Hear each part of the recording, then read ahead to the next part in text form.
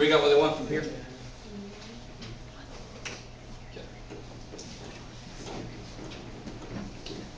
So let me try to do one like 5 at A. Oh, I don't know. Neat. Let me think about it for a second.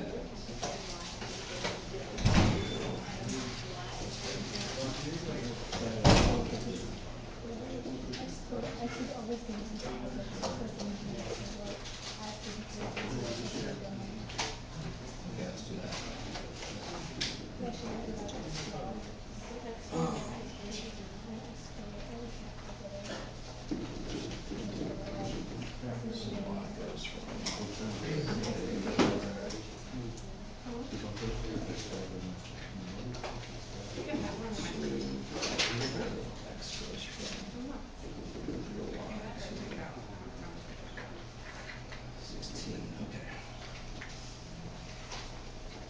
So I sort of gave it away there a little bit, but oh well.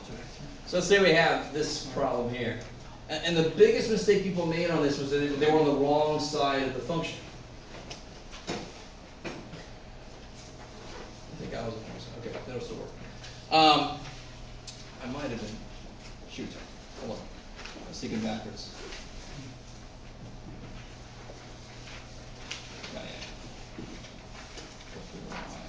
That. Okay. Shoot. There you go. Yay.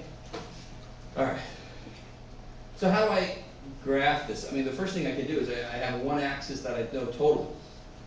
Which axis in this case do I know everything about? I don't have to worry about functions or anything. Which one just goes from a number to a number? Y. So I got the y-axis on the y-axis from 1 to 16. And then x goes from this 4 through to y to 2. So now you have to plot the 4 through to y on there. And of course, 4 through to y is just what? Y equals x to the 4th, right? It's a nice parabolic shape to it. So on this side, it'll be 1, 2. 1 to the 4th is 1. 2 to the 4th is 16. There you go. So the mistake people made was they were in here. When if you'll notice, what does it say that x does? What does x do? Cool. Oh, too bad for me. Yeah, x goes from the 4 through to y, so it starts on this up to 2. So that's what x does. A lot of people had it going from here to here. They had it end up in this region here, but that's not what it says it does. It doesn't start at 0. So when you go to turn this around, the easy part now, if you want to turn this around, is now it's going to be dx on the outside. And what's x got to do? From 1 to 2, right? A lot of people said 0, but I cut 0 out when I said that y has to start at 1. It has to be here. So I cut 0 out of everything. This whole little region down here is not included. It starts at 1 and goes to 2. So x goes from 1 to 2. Now pick an x. Pick any x you want to. I don't care. You don't have to tell me what the hell it is. So for that x right there, what do the values of x have to do so that they cover this region that to start at? I'm sorry, what? Y. Pick an x. Now what does y do? It has to start at 1 and go to the function. So then y has to start at 1 and it goes up to this function, which is now in terms of x to the 4th. Cool. And then you have your f, whatever the hell it is. So it really, like I said before, when we were doing these, it's almost like a click. It isn't a difficult thing. It's just not something you're used to doing. The closest you came to doing this was stuff when you had to revolve washers and discs. And you had to worry about, well, if it's a rate, if it's offset by 1, is it y minus 1 or 1 minus y and all that kind of crap? You guys remember vaguely doing that kind of stuff? That's the closest you came to this.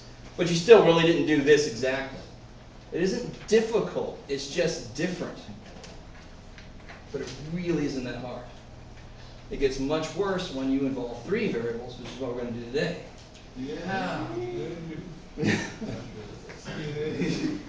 I know. You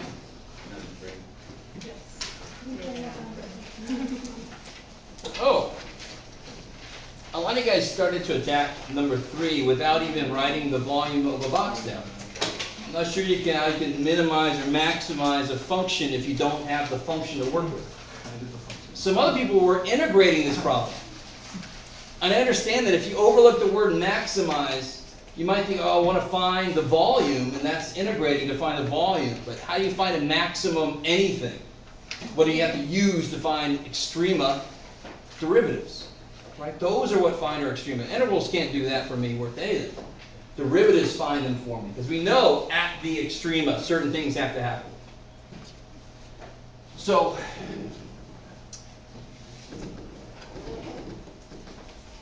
let's see. So number 3, I'll give you a couple things. Y equals z. You got a function of z, which was something like, I'll just do an easy one. All right, nobody had this, but you all had something like this. Some of you guys had over 16, over 9 and 4, whatever. I don't care. It's basically this, right? So who remembers what to do? In fact, there was a problem exactly like this in the homework. Just plug Z in there. Yeah, plug z in here. So you get volume equals xy minus x cubed y minus xy cubed. And then you have to do what to find extrema? The partial derivatives. Set them equal to 0, go from there. Not really that bad, to be honest. So you get vx equals 0, vy equals 0, solve those. Anything where x is 0 or y is 0, how do they relate to this problem, to the answer? If x is 0, do you have any volume? No, if you don't move from the origin in any direction, you don't have any volume. You might have some area, but that's, what kind of box is that? I can't put anything in that box if it doesn't have all 3 dimensions opened up for me, right? So you will get x equals 0. You can factor out an x. Okay, cross that off and work with what's left, because x equals 0 is crap. I can't have a volume 0 box. It doesn't really apply here. I want to find the maximum volume. That's obviously the minimum. It's still a valid extremum. Okay. So if I remember correctly, you do end up with something's a little bit ugly, but still, you solve one for y or y squared, and you plug it in the other one. Some of you guys ended up with like 256 x squared minus 13 minus whatever, the 12 and all that kind of crap. You can just plug the damn thing in your calculator and find the intercept. I don't care. You could factor the damn, it was factorable. Right? Some of you guys did quadratic formula. I love it. All that kind of stuff. You should just have, bam, that should be right there for you. No hesitation. Oh crap, I got to do this. Bam. Not a big deal. And if you ever forget, you're like, I think I have to factor this, but come up to me and I can give you some hints. If you forgot how to factor something with the 256 out front, I hope you all remember quadratic formula. Is that good for number 3? I mean, that's the big step that a lot of people skip. You started attacking this and doing partials on this. Doesn't tell you anything. This is the function that I want to maximize. I've got to start doing partials on that.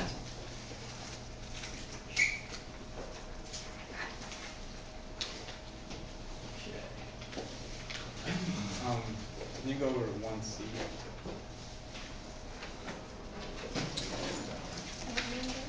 What number? 1C.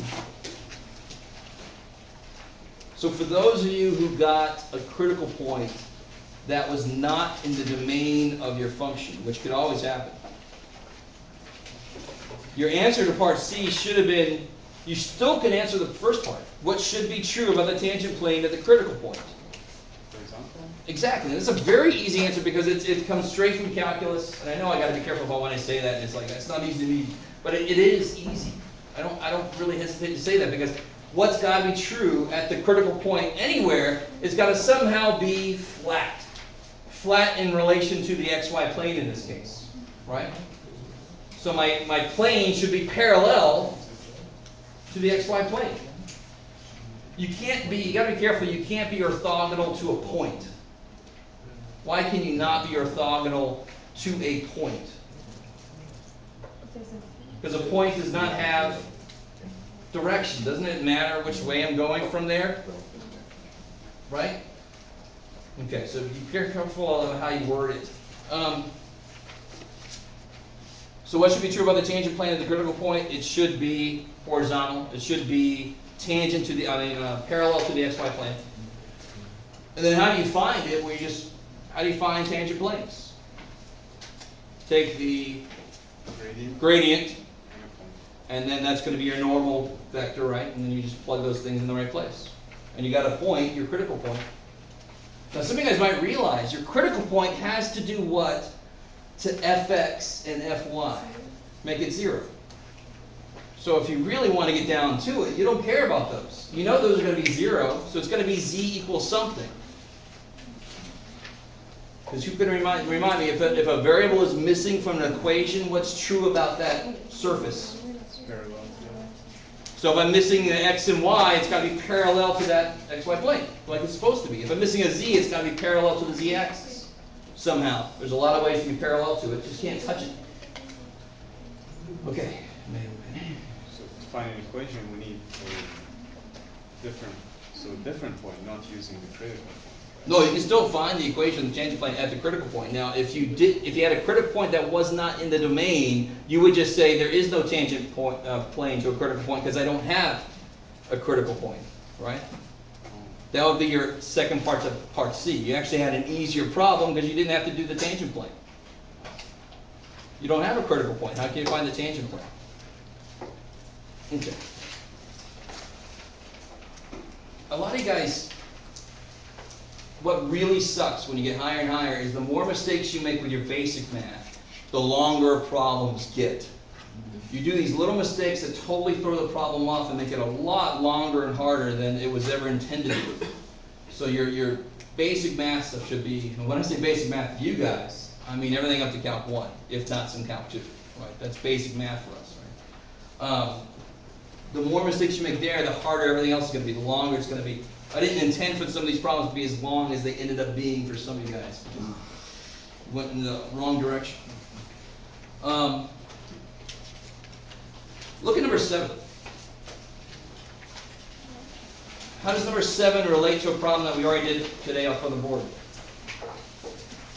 If you're not careful about the order you pick. So if you want to let x go from 1 to 4, and everybody had the same picture of number 7, by the way. I just changed the equation, I think, in the middle. If x goes from 0 to 4, then y starts at the lower one, but does it always go up to the upper one? So here's the basic look of this thing. Here's 2. If x goes from 0 to 4, y doesn't just start from here to here. At this point here, it changes to go to 2 all the time, right? You'd have to have 2 integrals to do that. Some of you guys actually did that and got it fine. It was longer than it should have been. But this is the point the book made, and that I try to make. Your order of integration will, of course, make it harder or easier, or sometimes impossible or possible to do it. This way sucks. It's not impossible, it's not like crazy hard, but I don't want to do double integrals, 2 double integrals if I don't have to, right? If I go the other way, they're always going between the same 2 things. This function and that function. This function and that function. It's always going between those 2 functions. I only need 1 integral then. Okay, cool. And you would still do 0 to 2 for y? Yeah, so in this case, this will be y going from 0 to 2, and x going from this function to that function. Whatever one. I think this was x equal y. And, what was this one? X equal to 2y? Yeah, cool. So I think a few of you guys had this turned the wrong way around. You had this here and this there. But if you just do that little arrow for yourself, start here, go there. You can't make a mistake like that.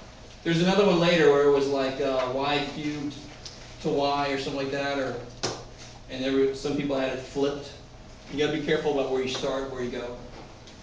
What will happen if you just put these in the wrong order? We know that. It's just going to come out negative or positive. It's going to come out the wrong side.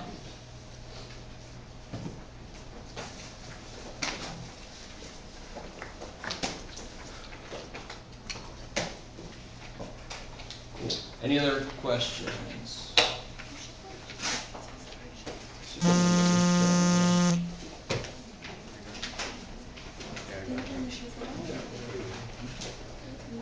Oh, and number 8, by the way, the official answer to number 8 that I was very hopeful I would get is that it's trying to integrate over a point that's not the domain of the function. Right? So the actual interval of that's going to be infinite.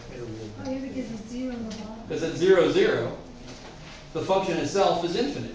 Right? So the volume, of course, automatically is going to be infinite. I didn't really care too much about that, though. I didn't take points off for not noticing that, but I was hoping somebody would. I was more curious if you would do things in the right order.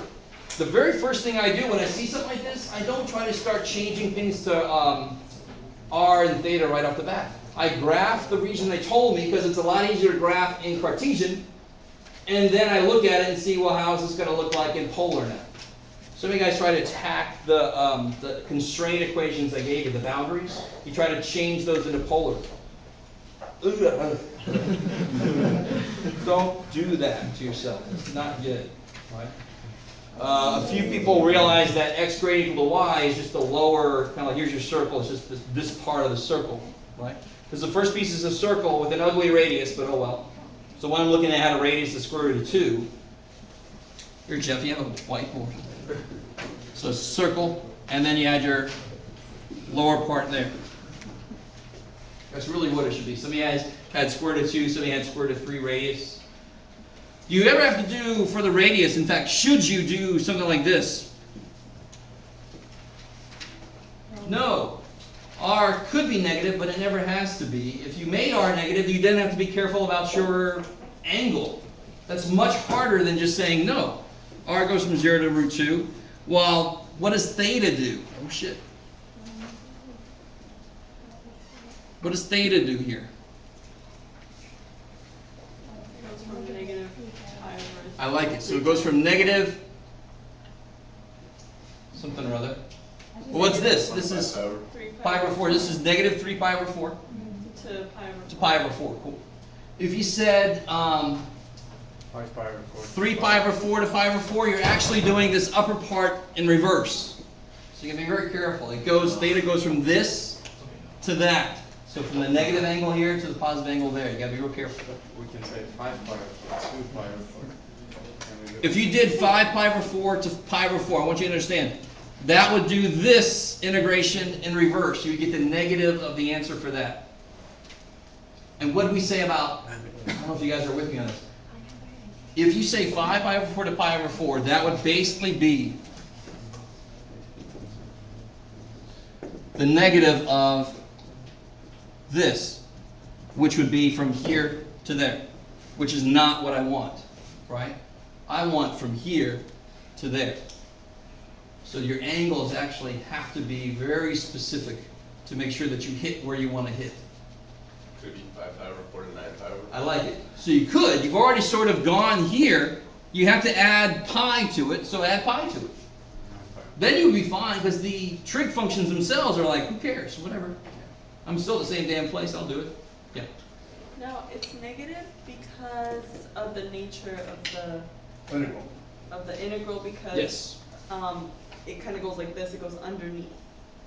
Is that? You mean over here? Yeah, that one. So we have a circle, so it goes underneath. On Yeah, the actual or, function up here Uh-huh. could go underneath on this side. Sure. Okay. Yeah. In fact, I think So that's what it does. That's why it would be negative. So would it be true for? in this case it can't, because z has got to be positive. Okay. Yeah. Remember, the actual answer is infinite. The volume is infinite here, because it includes the origin, where the function is undefined. Infinitely big. Yep. This here is just, we know this about integrals, period. switch the limits, you're going to get the negative of what you would have gotten. That's true, period. Look at how many integrals you have. Okay. Oh. So any other questions for the test before I get into 13.4?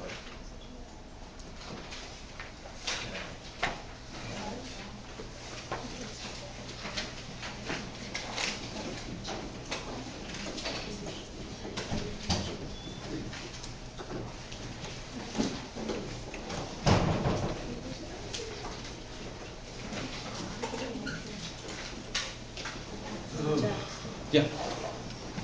I don't remember if I turned in my corrections for 2, but you possibly may not have gotten to them yet, right? Yeah, no. There's a few corrections I haven't done yet. Yeah. Alright, because I can't remember if I turned in it or not.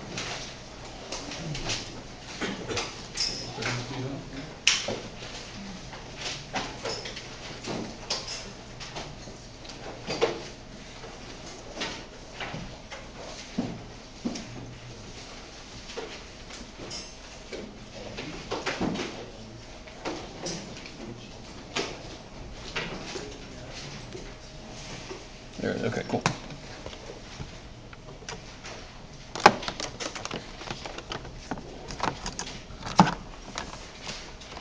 All right, yeah, cool. Okay.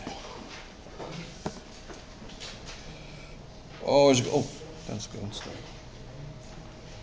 All right.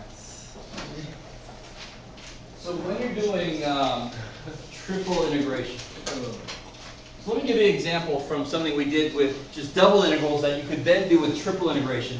And then thankfully I'll show you an example where you have to have triple integration, you can't just do it with double. Because to me as a student, I'd be like, why the hell do we have triple? You can always just do double. You can't. But it's a good place to start. If I said find the volume under z equal to 16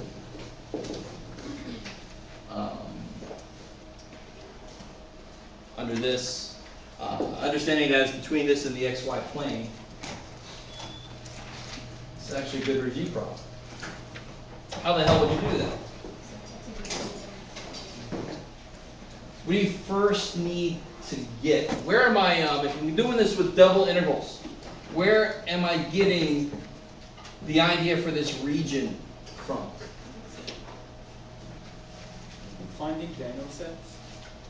Okay, with what? You plug in z for 0 and x for 0, and y plug in z 0 and x 0.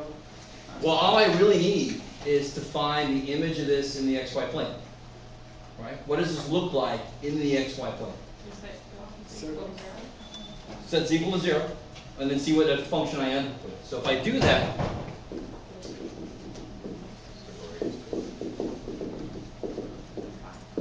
I get this little circle, right? So again, the whole point here is, in order to set up my limits, I have to first find out what inputs lead me to this area that they're talking about, to the surface they're talking about. What inputs lead me there?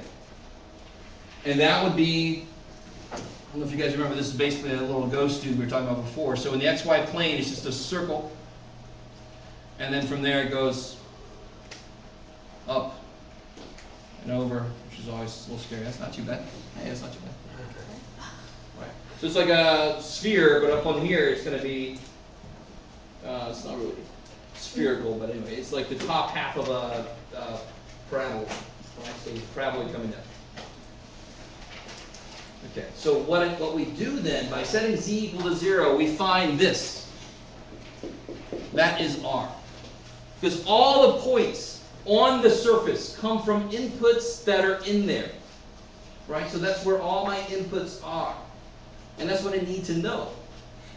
I need to integrate over all those inputs. That's the whole point. So by doing this first step, I say, okay, these are all my inputs. Anything that's in this region here. And this is kind of the boundary of that region. Okay.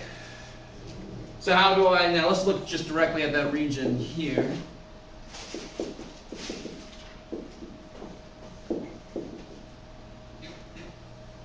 There's my semicircular area.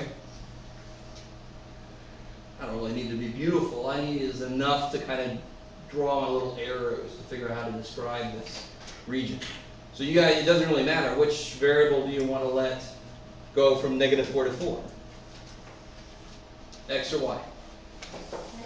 X. So if you let X go from 0 to 4, no, sorry, -4 to 4, then what does Y have to do? Pick any X, that X. Y has to start here and go there. So what are the functions? What are the equations for those two curves? Square root of Yeah, this will be 16 minus x. That's minus -square root of 16 minus x squared. So then this will go from -square root of 16 minus x squared to square root of 16 minus x squared.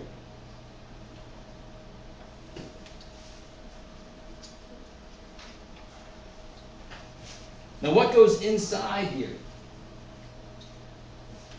What are you integrating? Now these are my inputs. Now of course inside the integral goes the actual thing that defines the outputs, the heights above this region, right? So here's my region. What actually describes the height from some given point up to the surface?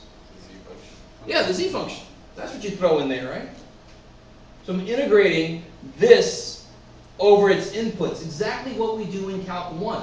If I integrate, of course in Calc 1 we get areas, but if I integrate this over from 1 to 7 or whatever, I'm going to get the area under that curve there. Integrate the function over its inputs and you get the area. Integrate the function over its inputs, you're going to get the volume in this case in 3 dimensions. So here's the function. There's its inputs. Awesome. And notice how I have the inner integral is the one that's function dependent and the outer integral is the one that's pure numbers. As it should be. Right. The outer integral is dx. So the inner integral, if it's going to be anywhere, is the one that has x dependence. So it's contained. Alright, sweet. And now to do this integral, it's not really my intent to do this because it looks pretty disgusting. If I did this integral, what would I rather do this in? Take it from 0. No, actually polar. I'd rather do it in polar, right? If we were to do this integral. Thankfully, it's not my point is to do it. So my point, thankfully, right now is not to rehash polar coordinates. But this is how you would set up the integral for this. Here's the dinky step, right? And this is always nice. There's always a dinky step from one thing to the next, and then a bigger idea of, oh crap, that's not the only thing that could happen. If I want to find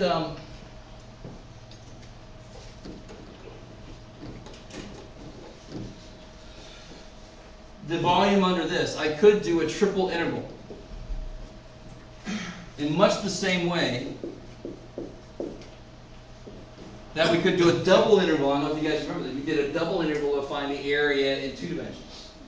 We didn't have to do that before, but we just said, oh, you could use double integrals to do that. So we actually start this section talking about, well, you could use triple integrals to do this. Because we can just use the outer integrals just like we did here. -4 to 4 for x. -√16 minus x squared to √16 minus x squared for y. And what's z do? Of course, I just erased my picture, but what's z go from to? Yeah, it goes from 0, it goes from the xy plane to the surface. And see how this, I'm hoping you guys see that this is kind of, in one sense, really silly. What goes in the inside? 1, just like before. Just like when I wanted to find the area using 2 integrals, the inner function would have been 1. Because the height would be 1. So numerically it would come out to the area. So this is going to be 1. The minute you do the first step, what's the integral of 1 dz? Z. And then you plug that in, and you end up here anyway. Okay. The nice thing that comes out of this, even though this is kind of like lame, it really is. Ooh. This is not a reason to have triple integration. The reason we have triple integration is because we have to. We sometimes do have functions that go over 3 inputs. We've seen them already, right? We've seen when they tried to do the electrical activity on the heart. It was done by color. I could have density over a three-dimensional object. So it's got three dimensions already, plus an integral of density. That's a fourth dimension. Shit. In this case, are there really 4 dimensions? No. The last one I said, it's not really there, it's just a 1. Right? But the nice thing that comes out of this is pretty much exactly what we just did is what you do for more general triple integrals. At this point, once we got this set up, does it really matter what we put in here? The region that we integrate over does not directly, is not directly influenced and does not directly influence this function in here. The only connection they have is everything in this guy's domain, obviously, right? And once you start integrating the damn things, these come into play. But to set it up, I don't care what the hell you put in there right now. I really don't care. Put an x in there. Put a z squared in there. Whatever you want to put in there. I love it. But then if it's a 4 dimension, then that whole grid. So of course, one thing it's got to be is in this many dimensions, right?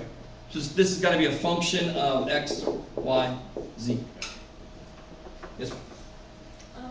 So if a single integral is area and double integral is volume, what does the triple integral give you?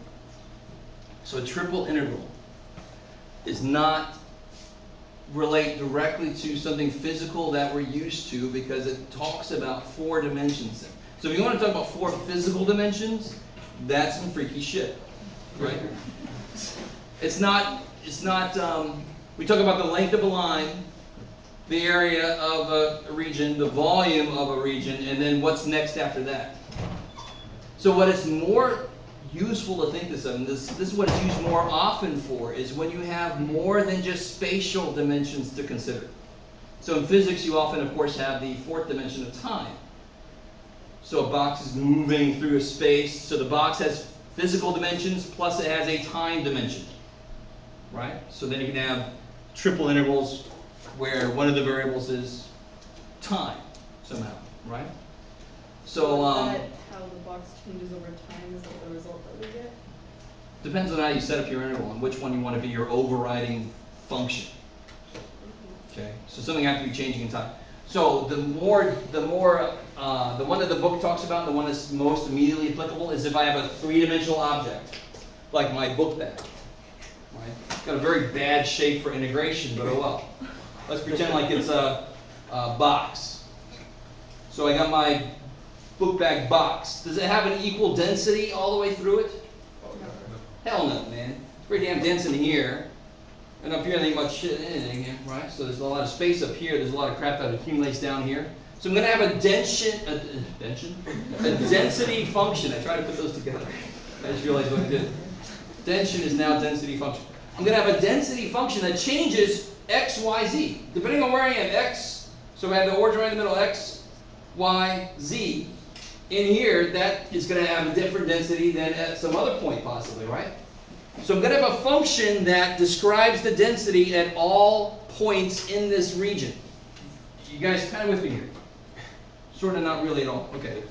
Because I got let's see, baseball. Is it uniform density throughout? Yes. Do you guys know? I think so. Roughly. Roughly, right? Pretty close to it. So its a density function might be constant. So it would be like putting a 2 or a 3 in here. But the minute you have something like, you can go extreme, like those evil chocolate candies that are hollow inside. Like I know that Easter, when my parents had very little money, is when we get the hollow bunnies instead of the solid bunnies. Like, oh shit, man. Well, it's still chocolate.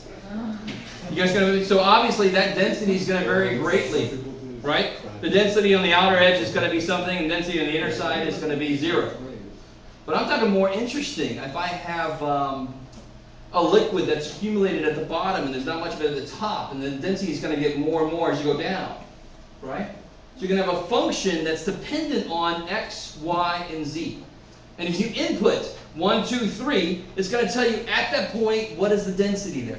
So if I integrate that bad boy over all of the spatial dimensions possible, I'm going to end up with the Average. weight of that thing. Weight, yes. Okay. Okay, so when taking a triple integral, you will get weight. Of a function that describes density, yes. Cool. So if you had like the You're trying to generalize something that we can't, because when I see a double interval, is it always volume? No. Depending on the function I put in there, it could be cost. It could be anything.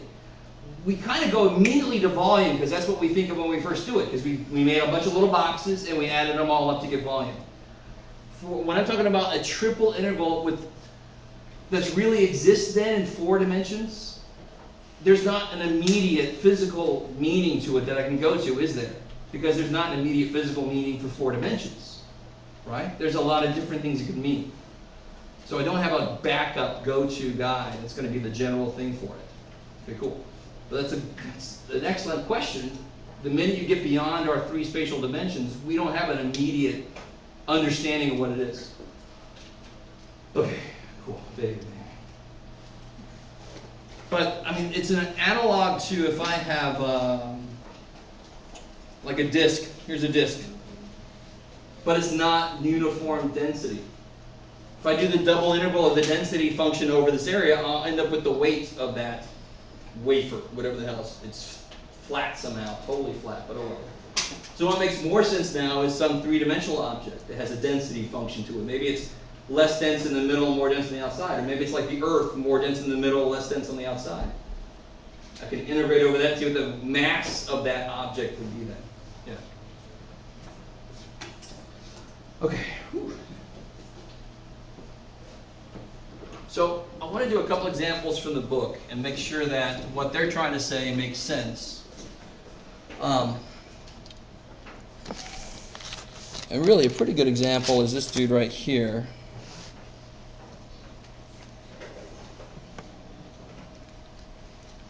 So we can do this without knocking you over. Can I see the board at all? Nope. Sort of.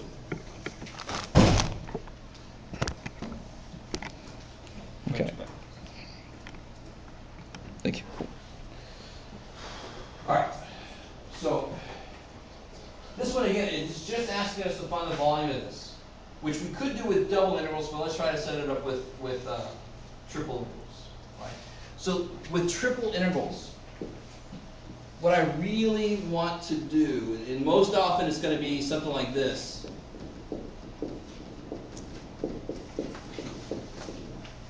But it doesn't have to be. Right? In fact, if I have a paraboloid opening up around the z-axis, that's z equals something. If it's opening up around the y-axis, that's y equals something. So y would be the function that would be on the inside. So what I've got here is a region that I consider to be my inputs, and then a function that describes the outputs. So if I look at this, and I look at my xy plane as being my region of inputs. Now in this case, this is a very simple example. What are all the outputs? 6. Right? Every single point has an output of 6. Because this is a flat function. It's just a constant function. How we do it? Let me see. I don't know if I want to try. Oh, let's see. So if I go to set this up, z is very simple. Z goes from what to what? In this case, it goes from 0 to 6. Now on the outside, it's totally up to us. And very often, once I pick, and this is really very often up to you. Of course, some of the homework tells you specifically to do it away. But if I give you a problem like this, it's totally up to you to decide what your R is. What's my region of integration, my region where my inputs live. I can look at it in a lot of different ways. So we're going to do the xy plane. So now go and draw the xy plane. Show me what it would look like in the xy plane. So what's it doing here in the xy plane? It has 2. And y is 4 minus 2x. Yeah, so when x is 0, that's 4. So here's my little triangle that I can see on that picture, right? Here's my region.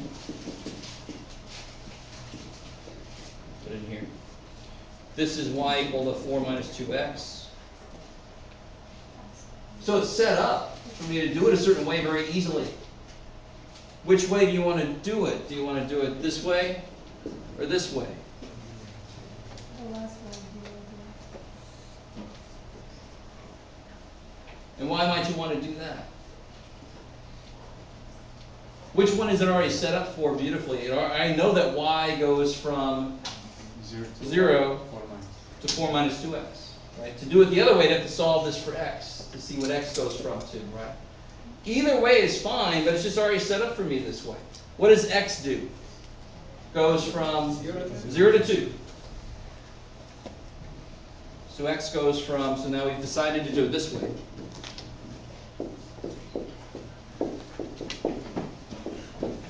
So we got our inner interval 0 to 6. Now the outer one is going to be just like the problems I had on the test, which hopefully now, looking back, are not that evil. That's my hope. You just have to figure out where something starts and goes to. And it's nice, it's two-dimensional in this case. I can draw my region of inputs in 2 dimensions. Thank God. So as x goes from 0 to 2, y goes from 0 to 4 minus 2x.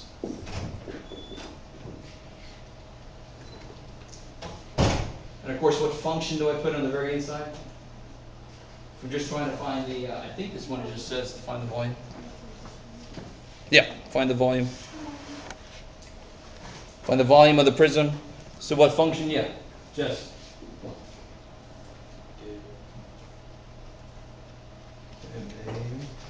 The easy step should now be to actually do this integration. The integration should be the easy step.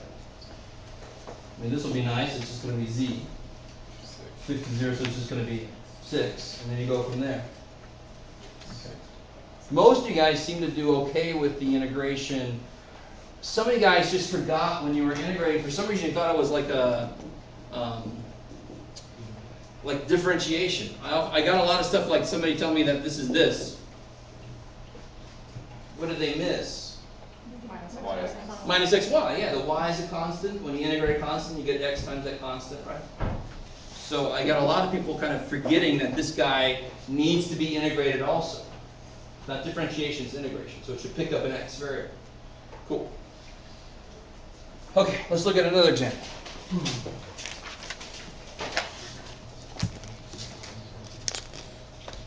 Maybe one that's a little more interesting. This guy looks exceedingly interesting.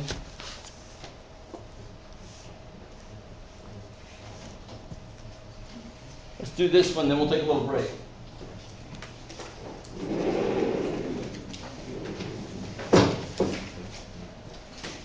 Find the region, find volume region travelers.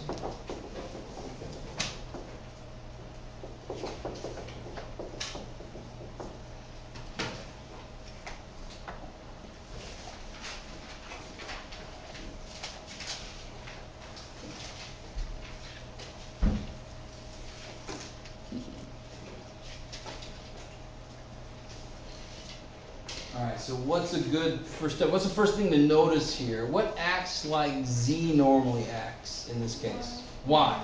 Everything's y equals y equals. So I'm going to be opening up along the y-axis, not along the z. So I normally think of z equals something being the function that sits over my region that I'm going to integrate. Well, with this one, the way it's set up, I'm going to think about y equaling something sitting over the region that's in the what plane? XZ plane. And the y is going to be the outputs of that region. Okay. So what's a good first step here? Set them equal to each other. Why? To find the point. Yeah, I want to see where they meet so I can see the boundaries that I want to integrate over. I've got to figure out what the inputs are that I need in the XZ plane that actually gives me this stuff, right?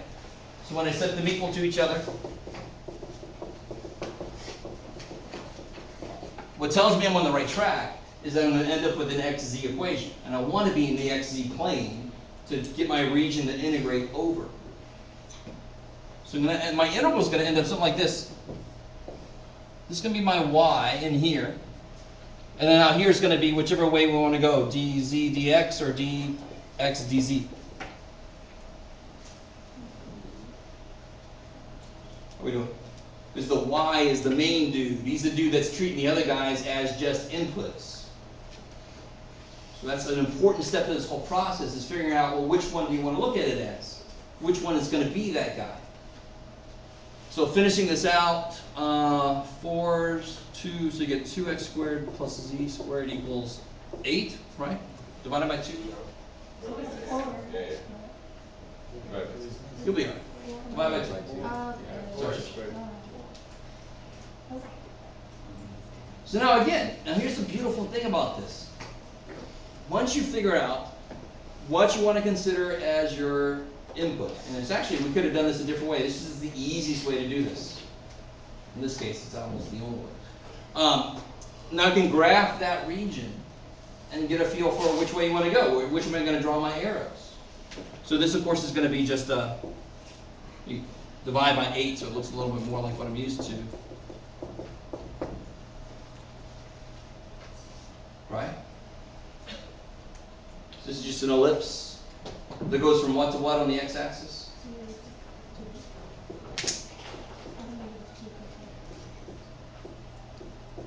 So it's going to go from -2 to 2 on the x-axis, right?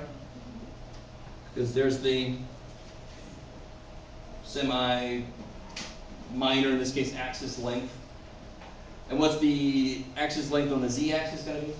-2√2. Yeah, 2 root 2 in both directions, right? So it'll be -2 root 2, which is almost 3, and then 2 root 2. And for me, that's terrible, actually. I was almost excited there for a second, but that's still pretty bad. But yeah, that's the best you can get. I don't need this to be too pretty, thankfully, for me. Because now I just need to figure out which way do I want to go. And normally, in this case, it's easier to just go ahead and do it like we're used to, solve for z. So I'm going to have functions in terms of x, and let x do something. What's x do? Yeah, so now my triple integral is going to be, I already knew that the inner one's got to be dy. That was set up by this. My inner one's got to be dy. Now I'm going to say dz dx, because I'm going to let x go from -2 to 2. There's my dx. And what's z got to do? If you solve this thing, you get plus or minus 8 minus 2x squared. Right? So we saw one just like this earlier.